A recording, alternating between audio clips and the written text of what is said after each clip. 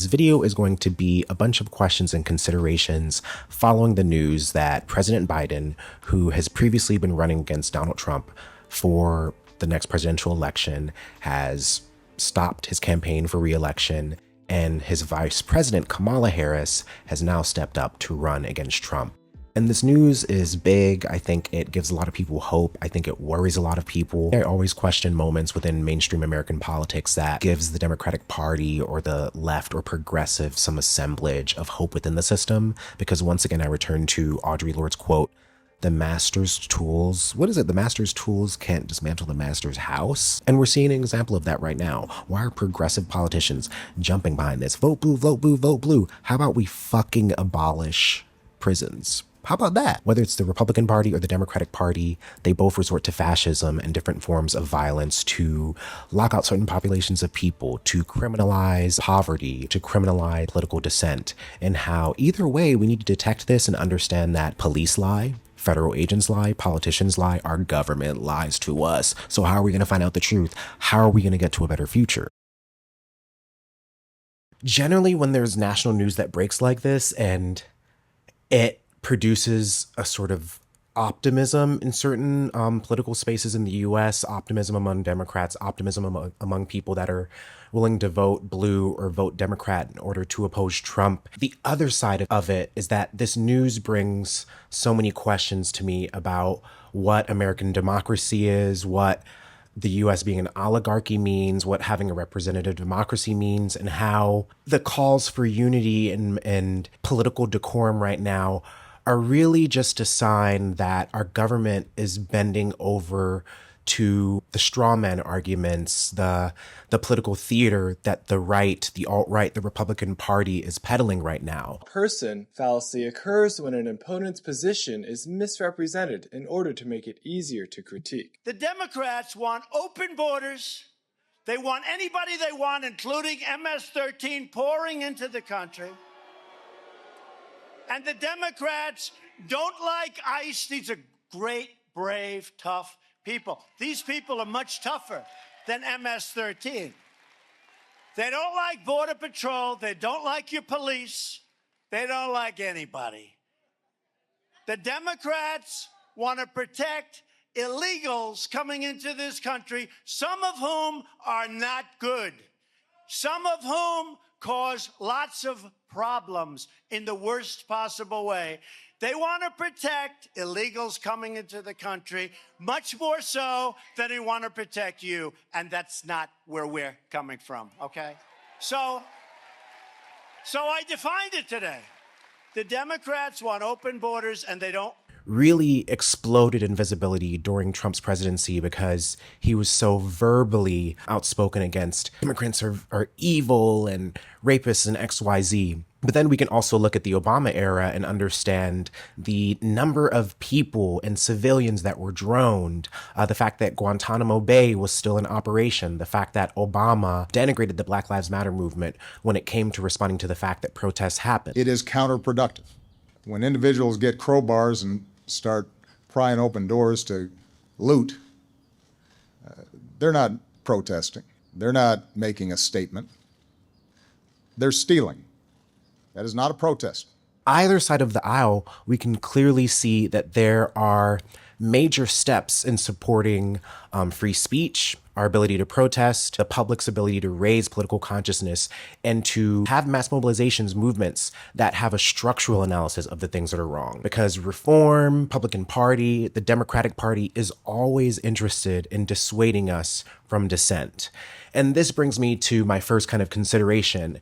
In this moment where so many people fought to have Joe Biden not run because they felt another candidate would have a better chance in terms of the Democratic Party winning against Trump, there is a lot of validity to that. Whether or not I'm interested in the whole argument of we need a better candidate is besides the point. But I am interested in the question of what is a moral opposition to Trump? If we can't trust the government to operate the checks and balances that are supposed to stop genocidal authoritarian maniacs like Trump from getting into office, what does it also say that there are countless old men who oppose LGBTQI rights, who oppose reproductive health, that are still in office as well? With the Democratic Party representing liberalism, representing reform, representing a party that can squelch social movements by trying to assimilate their demands into our government. Think of Black Lives Matter and the demand for abolition and for proper police training, and how this larger movement that was largely about abolition led to reform like body cameras, which hasn't really helped us in the long run in terms of opposing police brutality and violence. But when I think about the question of what is a moral opposition to Trump, a lot of things come to mind. Is why is the Democratic Party not a viable option to inspire the American public to really oppose bigotry, fascism, xenophobia, reformism? And that is actually because the Democratic Party also represents all of these things as well. If I could argue to what a moral opposition to Trump would be, or possibilities, one possibility that I'm personally interested in, since I've been watching Genius's MLK/Malcolm X on Hulu, which is a mini series that goes through each political figure's kind of political coming of age and rise in significance. And what I loved about that show is that it really explored the complexity of peaceful nonviolent protest. It showed who exposed Dr. King to this ideology, which was largely Bayard Rustin. I've made a video about that. If you haven't checked that out on my channel, you should. And it showed people kind of nudging MLK in a more conscious direction, whether that be showing up to direct actions and not just being a figurehead, whether that be supporting younger folks that are engaging in different strategies or kind of tactics than what MLK might be used to. And because of the way that the show presented peaceful nonviolence, I found myself getting really emotional and kind of understanding the context that it was in, and how in a lot of ways it did expose and bring a lot to the surface. And I think this was necessary because so much of the movements of that time were kind of shifting from being issue-based movements like we need rights for Black people towards the end of MLK and Malcolm X's life, when they were kind of turning towards a more internationalism.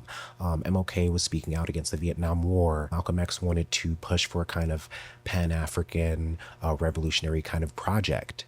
And these were figures that represented a moral opposition to both the right and the left, Democrats and Republicans, because both parties were trying to dissuade the white moderate and the white public from actually supporting civil rights, from actually being anti-war. I think we can kind of see the same symbology or context arising today. I think about how the Black Lives Matter movement has pushed this really deep question of, has racial equality actually been achieved? I think of how Standing Rock really pushed the struggle for land back more into the mainstream. The various mass shootings and the March for Our Lives movement, how young people have showed up for environmental movements, also shows another large issue area, another large existential threat being cared about. But I wonder what a sort of spiritual movement could mean in terms of opposing Trump or the threat of fascism. What I really hope in this theory is that if it is possible, that either Gen Z will really push for a third-party candidate in a way that we haven't really seen in modern US politics,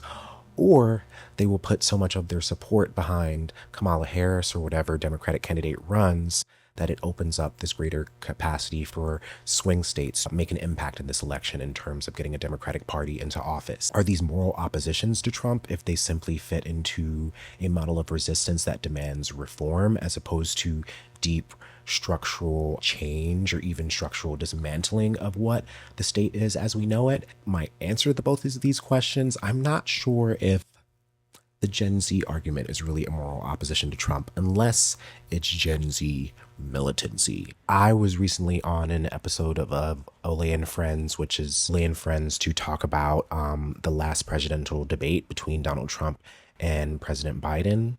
And one thing that another person on that panel said is that liberalism is a slow death. The messaging about the threat under liberalism and then the threat under fascism. And one of them feels a lot better. One of them feels like a safer, a less painful death. And I think what's happening is there's a fear around the painful death. Under fascism, the college students at Columbia just would have been shot down, right? They just would have been shot and it would have been done. Under liberalism, they go through these institutions that are up.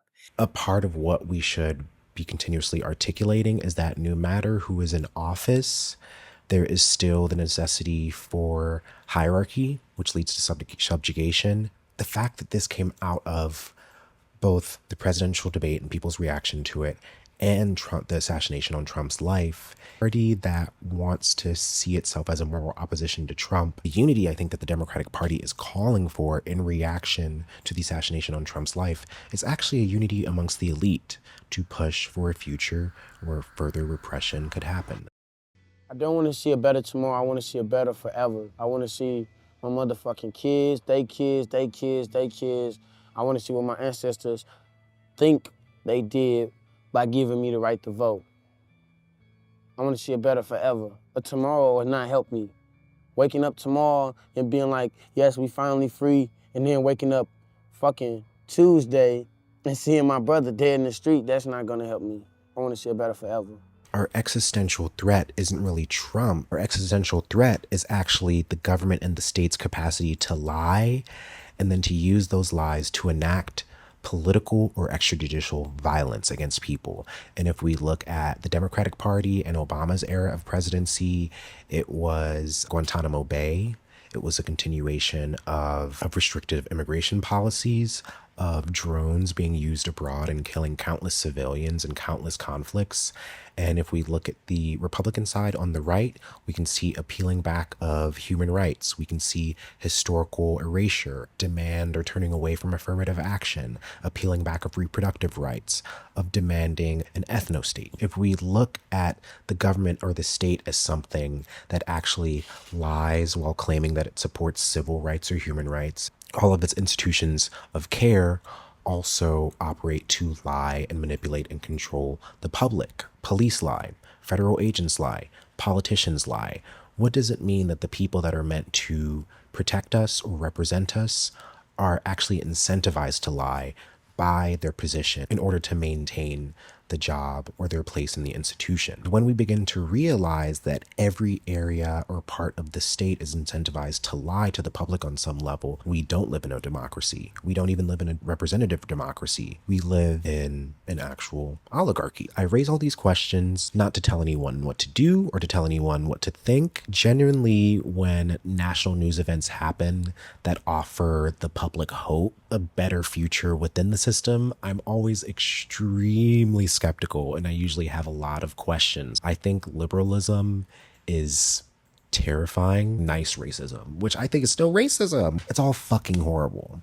And so either way, it should be opposed. Thank you for watching this video. I hope these considerations, my questions, these thought processes give you something to chew on and maybe ask people in your life. I still think what happened in Pennsylvania was probably staged, but I think there's also a possibility that Trump's white mediocrity led him to hire a team that was also mediocre around him. So I'm planning to do another longer video kind of expanding on the topics in this one, which will be why voting doesn't matter and why fighting fascism does. So stay tuned for that, and organize locally and try to become ungovernable. See you later.